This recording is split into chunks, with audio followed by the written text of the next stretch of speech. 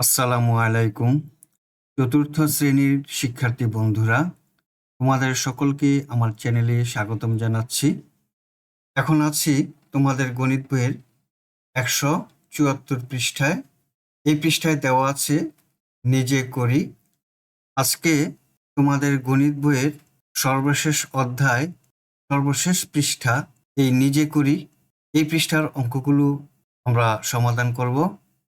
বন্ধুরা, আমি তোমাদের এই গণিত বইয়ের প্রথম অধ্যায় থেকে 11 অধ্যায় পর্যন্ত সবগুলো অধ্যায়ের অঙ্ক সমাধান করেছি। সাথে তোমরাও আমার সাথে ছিলে।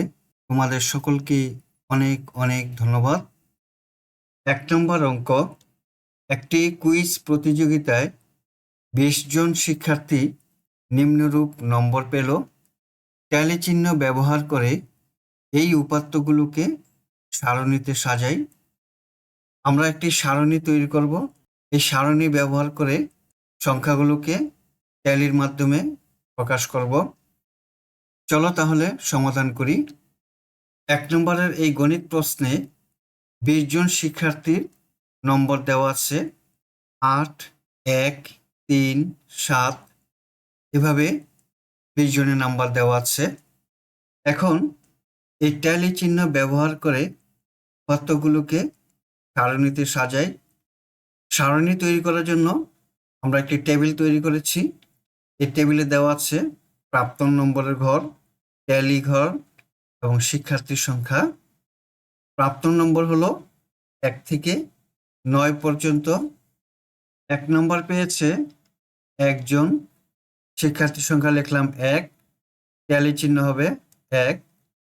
2 নম্বর পেয়েছে একজন, শিক্ষার্থীর সংখ্যা 1, ট্যালি চিহ্ন দিলাম 1।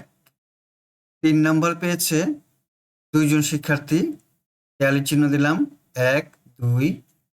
4 নম্বর পেয়েছে 5 জন, শিক্ষার্থীর সংখ্যা 5, ট্যালি চিহ্ন হবে 1, 2, 3, 4, 5।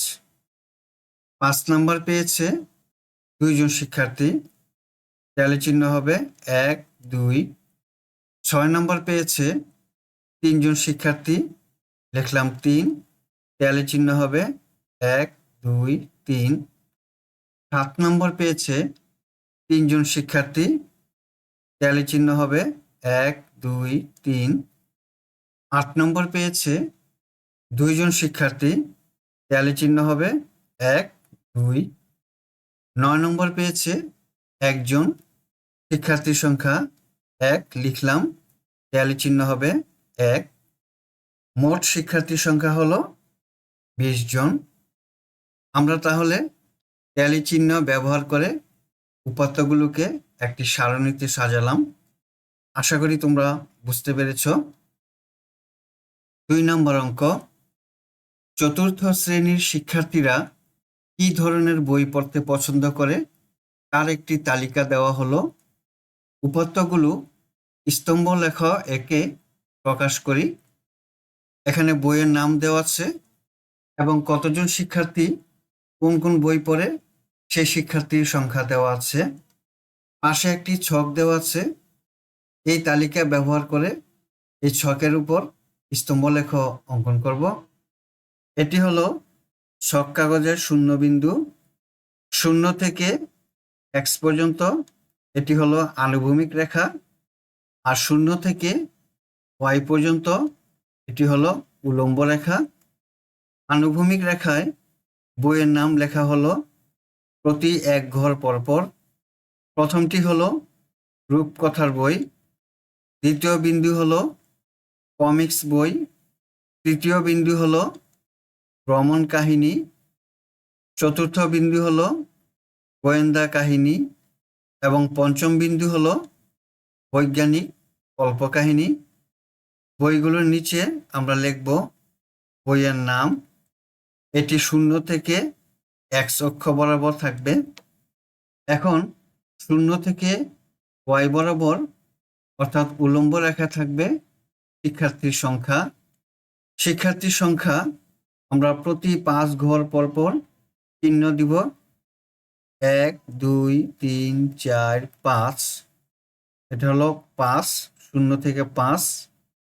আবার 6, 7, 8, 9, 10, এটি হলো 10। আমরা প্রথমে দেখি রূপকথার বই পড়ে 12 জন শিক্ষার্থী। তাহলে রূপকথার স্তম্ভ লেখা হবে 10-এর পরে 11, 12, এই 12 পর্যন্ত আমরা রং করব। কমিক্স বই পড়ে 10 জন শিক্ষার্থী। কমিক্স বইয়ের স্তম্ভ লেখ 10 ঘর পর্যন্ত আমরা রং করব। ভ্রমণ কাহিনী পড়ে 11 জন শিক্ষার্থী। ভ্রমণ কাহিনীর স্তম্ভ লেখা হবে 11 ঘর পর্যন্ত, 11 ঘর আমরা রং করি। গোয়েন্দা কাহিনী পড়ে 8 জন শিক্ষার্থী। তাহলে গোয়েন্দা কাহিনীর স্তম্ভ লেখা হবে 8 ঘর পর্যন্ত। 5-এর পরে 6, 7, 8, 8 ঘর আমরা রং করব। বৈজ্ঞানিক কল্পকাহিনী পড়ে 8 জন শিক্ষার্থী। আমরা 7 ঘর পর্যন্ত রং করব।